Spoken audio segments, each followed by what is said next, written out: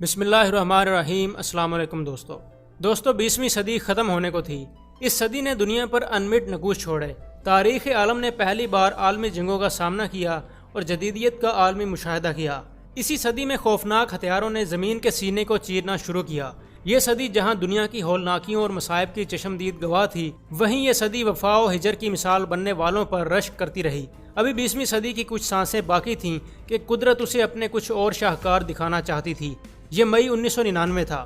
جنوبی ایشیا میں یہ مہینہ گرمی سے بھرپور ہوتا ہے، مگر پاکستان اور بھارت کی سرحد پر واقع کوہ ہمالیہ کا سلسلہ یک بستہ سردی کی لپیٹ میں رہتا ہے۔ ایسے میں دنیا کے بلند ترین محاذ پر جنگ کی چنگاری بھڑک اٹھتی ہے۔ یہ ہرگز کوئی معمولی ٹکراؤ نہیں تھا، بلکہ دو ایٹمی طاقتیں زور آزمائی میں مصروف تھیں۔ یہ سنگلاخ چٹانیں اقبال کے شعر کی عملی تفسیر بن گئیں۔ دو نیم ان کی ٹھوکر سے صحرا و دریا، سمٹ کر پہاڑ ان کی ہیبت سے رائی۔ وہ ہر صورت کارگل کے محاذ جنگ پر پہنچنا چاہتا تھا۔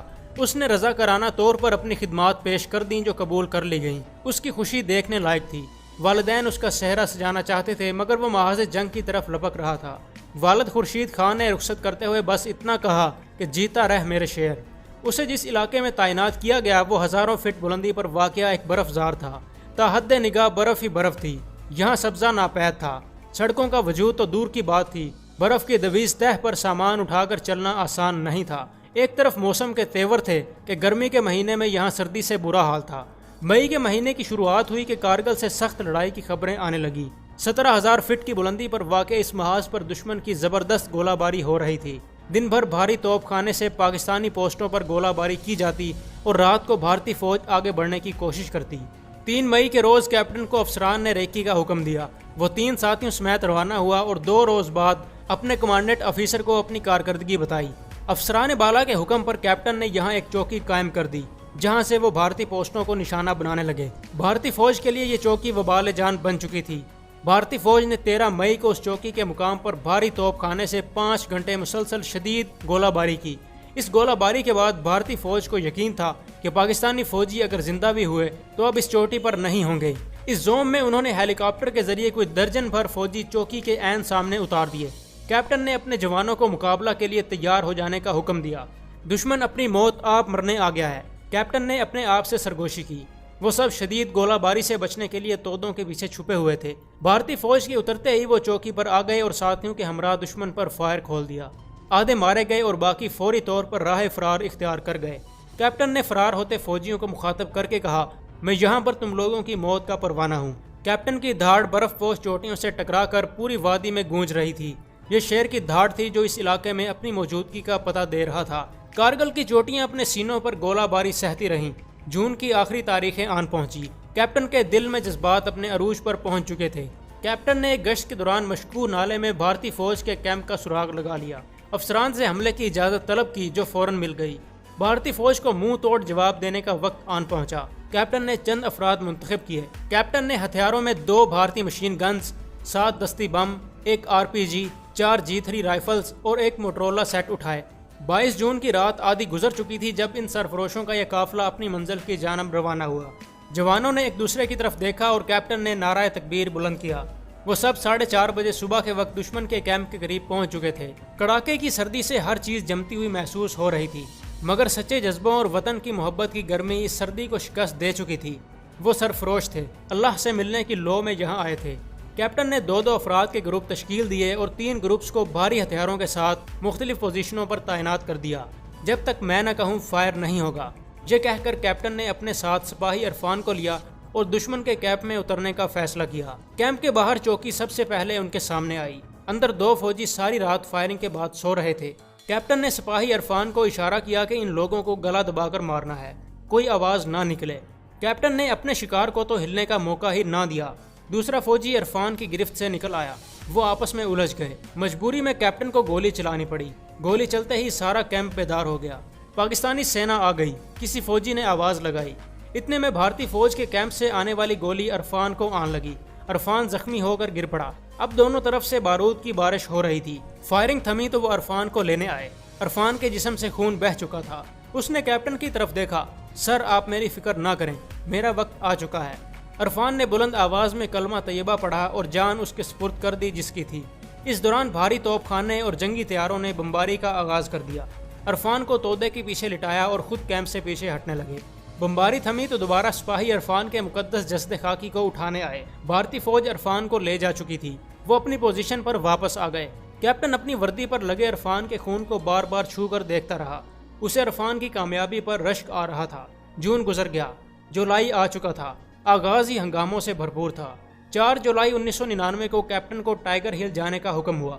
یہاں پاک فوج نے 3 چوکیاں قائم کر رکھی تھیں۔ ان چوکیوں کے کوڈ نیمز A، B اور C تھے، جبکہ انہیں کاشف، وکیل اور کلیم چوکی کے عرفی نام دیے گئے تھے۔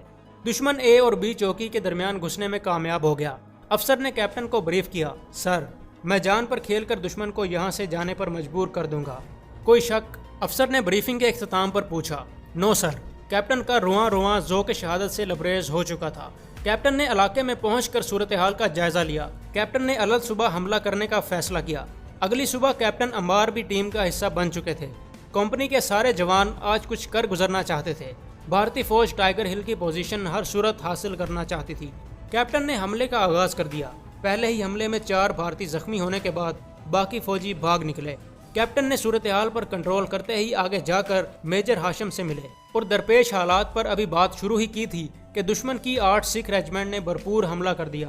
پاک فوج کے سپاہی پوزیشنیں بدل کر بھرپور مقابلہ کرتے رہے۔ فی الحال اسلحے کی برتری حاوی ہو چکی تھی۔ میجر ہاشم نے توپ خانے کو اپنی ہی پوزیشن پر گولہ باری کا حکم دے دیا۔ جنگ میں یہ حکم اس لیے دیا جاتا ہے تاکہ دشمن کی پیش قدمی کو روکا جا سکے۔ یہاں گھمسان کی جنگ ہو رہی تھی، ایک طرف گولے گر رہے تھے تو سامنے دشمن۔ پاکستانی فوج کے جوان ایک ایک کر کے جام شہادت نوش کر رہے تھے۔ کیپٹن بھی زخمی ہو چکا تھا۔ اسے ایک سکھ فوجی آواز سنائی دی جو گالی دے کر کہہ رہا تھا، مر گئے سارے۔ کیپٹن نے سر اٹھا کر دیکھا، وہ سکھ فوجی ایک شہید کے پاک چہرے پر ٹھوکریں مار رہا تھا۔ کیپٹن نے ایک نظر اپنے اطراف میں پڑی پاک فوج کے جوانوں کی لاشوں پر ڈالی، ایک فوجی کی مشین گن اپنے ہاتھ میں لی اور تاک کر اس فوجی کا نشانہ لیا جو لاشوں کی بے حرمتی کر رہا تھا۔ کیپٹن کی نشانہ بازی ویسے ہی کمال کی تھی۔ کیپٹن نے کچھ بھارتی سپاہیوں کو ڈھیر کیا، باقی سمجھے کہ پاک فوج نے پلٹ کر حملہ کر دیا اور بھاگ نکلے۔ وہ اپنے کیمپ کی طرف دوڑ رہے تھے، ان کا پیچھا زخمی شیر کر رہا تھا۔ بھارتی فوج کیمپ میں داخل ہوئی، کیپٹن بھی ان کے پیچھے کیمپ میں داخل ہو کر ان کو نشانہ بنانے لگا۔ اب بھارتی فوجیوں کو پتہ چلا کہ انہیں یہاں تک مار کر لانے والا صرف ایک ہی شخص ہے جس کی فائرنگ سے کئی بھارتی سپاہی واصل جہنم ہو چکے ہیں۔ اب بھارتی فوج کیپٹن کو گھیرنے کی کوشش کر رہی تھی۔ جو سامنے آتا کیپٹن فائر کھول کر اسے نشانہ بناتا۔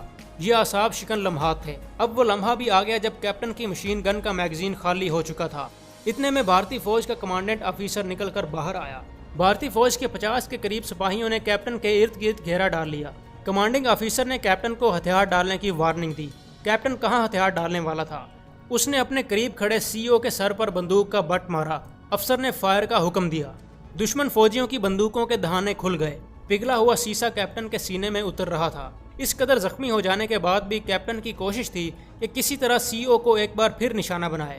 وہ دین و ملت کو نشانہ بنانے والوں کو ایسا سبق سکھانا چاہتا تھا جو مدتوں یاد رکھا جائے۔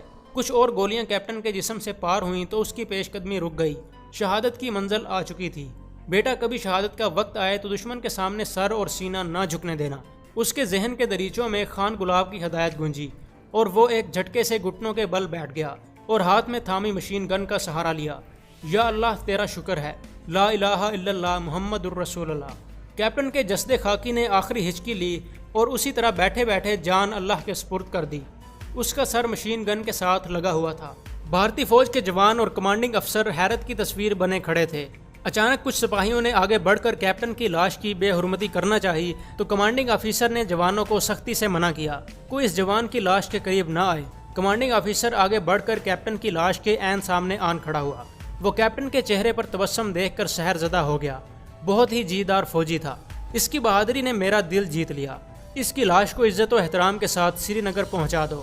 وہ ٹرانس کے عالم میں بول رہا تھا۔ بھارتی کمانڈنگ افسر نے کپتان کی لاش کو عزت و احترام کے ساتھ اعلیٰ انتظامیہ تک پہنچا دیا اور ساتھ اپنے افسروں سے اس کی بہادری کا اعتراف پاکستانی حکومت تک پہنچانے کی درخواست کی، جو قبول کر لی گئی۔ کیپٹن کی بہادری کا اعتراف اس کے ورثاء تک پہنچا دیا گیا۔ آپ کا یہ بہادر افسر یقیناً آپ کی فوج کا قیمتی اثاثہ ہے۔ اس نے سخت ترین حالات میں جس جرت، بہادری اور جواں مردی کا مظاہرہ میدان جنگ میں کیا، وہ ہمارے لیے متاثر کن ہی نہیں بلکہ قابل تقلید بھی ہے۔ ہماری فوج کیپٹن کو مدتوں فراموش نہیں کر پائے گی۔ 18 جولائی کی آدھی رات گزر چکی تھی۔ کراچی ملیر چھاؤنی کی ایئرپورٹ پر پاک فوج کے سینکڑوں جوان شہری اور سیاسی کارکنوں کی بڑی تعداد موجود تھی۔ فضا پر ایک عجب سی کیفیت طاری تھی۔ وہ سب دہلی سے آنے والی پرواز کا انتظار کر رہے تھے۔ انتظار کی گھڑیاں ختم ہوئیں۔ رن وے پر جہاز اترا جس میں سے 2 تابوت باہر آئے۔ ایک تابوت میں کیپٹن کا جسد خاکی تھا جبکہ دوسرے فوجی کی شناخت ہونا باقی تھی۔ بلوچ ریجمنٹ کے جوانوں نے تابوت جہاز سے اتارے اور مارچ کرتے ہوئے لوگوں کے سامنے زمین پر رکھ دیے۔ لوگوں کی آنکھیں فخر کے آنسوؤں سے نم ہو رہی تھیں، اور کیوں نہ ہوتی کہ دھرتی کے بیٹے نے بہادری اور وفا کی وہ مثال قائم کر دی جسے رہتی دنیا تک یاد رکھا جائے گا۔ یہاں سے اس کے تابوت کو پہلے اسلام آباد اور پھر اس کے آبائی گاؤں نواقلے پہنچا دیا گیا۔ وہ نواقلے کی تاریخ کا سب سے بڑا جنازہ تھا۔ نواقلے کی زمین اپنے سپوت کے انتظار میں باہیں پھیلائے تھی۔ یہ تھا کارگل کا شیر، کیپٹن کرنل شیر خان۔ داد شجاعت دیتے ہوئے جام شہادت نوش کرنے پر کیپٹن کرنل شیر خان کو نشان حیدر دیا گیا، اور اس طرح وہ ہمیشہ کے لیے زندہ و جاوید ہو گئے۔